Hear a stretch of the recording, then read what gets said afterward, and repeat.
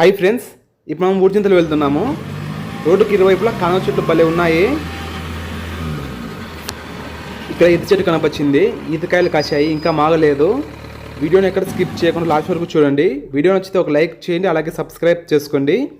మోటార్లో నీళ్లు పోసాము. పంపు motor fitting చేస్తున్నాము. Fitting చేసినాక ఈ 4 నట్లు ఫుల్ టైట్ చేయాలి.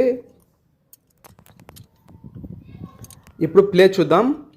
ప్లే కరెక్ట్ ఉంది చూడండి, కరెక్ట్ సరిపోయింది. మోటార్కు కేబుల్ జాయింట్ కూడా వేసాము, జాలరీ బిగించాము. ఇప్పుడు మోటార్ లోపల దించుదాం. 7.5 హెచ్పికి 40 ఫీట్ పంపు, కుండల పంపును 240 అడుగులో దింపుతున్నాము. ఇందులోకి 2.5 ప్లాస్టిక్ పైపులు, ఆశీర్వాద పైపులు దించుతున్నాము. ఈ ప్లాస్టిక్ పైపులు బిగించేటప్పుడు సర్పు నీళ్ళు కానీ లేదా ఉప్పు నీళ్ళతో కానీ కడిగి శుభ్రం చేసి బిగించాలి. డైలులో మట్టి ఉంటే డైలు పోతాయి. మామూలు నీళ్ళతో కడుగుతున్నాము, సర్పు నీళ్ళు అయితే ఏం వాడలేదు. వీటిని బిగించేటప్పుడు పైన నల్ల వాచర్ కనబడుతుంది కదా, ఆ వాచర్ కప్లింగ్లోకి వెళ్ళేంత వరకు ఫుల్ టైట్ చేయాలి. దీనికి పైపు నుంచి ఏం అవసరం లేదు, ఉత్త చేతులతోనే టైట్ అవుతాయి. ఒకవేళ చేతితో ఫుల్ టైట్ కాకపోతే పైపు నుంచి వేసుకుంటాము, లేదంటే పైపు నుంచి వేసుకోము. చూడండి, చేతితోనే ఫుల్ టైట్ అయ్యింది. ఇప్పుడు కేబుల్ వైర్ను పైపుకు కట్టాలి దారంతో. ఇలా 20 అడుగులకు ఒకసారి కడతాము.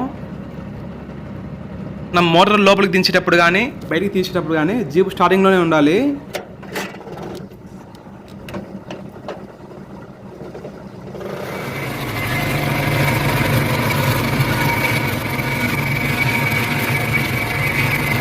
ఏమాత్రం ఆపరేటింగ్ పొరపాటు జరిగినా మోటార్ లోపలికి జారిపోయే అవకాశాలు ఎక్కువ ఉంటాయి. ఇప్పుడు లాస్ట్ పైపు సెక్షన్ 5 కూర్చోబెడుతున్నాము.